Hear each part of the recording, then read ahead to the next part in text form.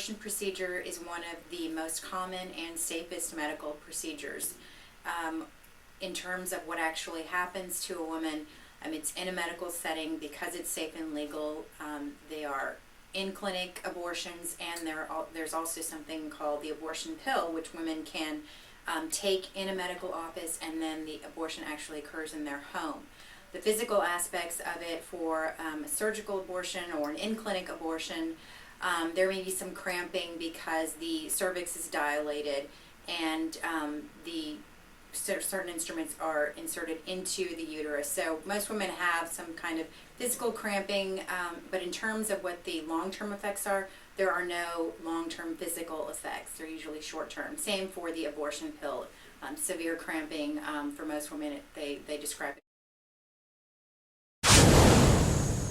But what about the women who suffer in the long term from other side effects of abortion? According to the American Pregnancy Association website, women can suffer in the long term from heavy or constant bleeding, infection or sepsis, which is a severe illness where the bloodstream gets rich with bacteria, cervical damage, scarring of the uterine lining, punctured uterus, other organ damage, and even death.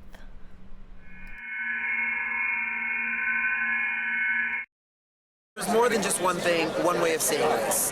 How I don't really agree with the way that they viewed abortion. They compared having an abortion with a child that's already born and being beaten up.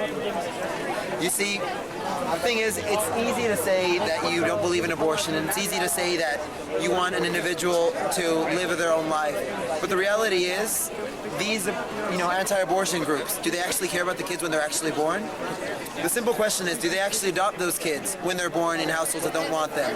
When they're born in environments that are detrimental to their health and to their well-being in the future?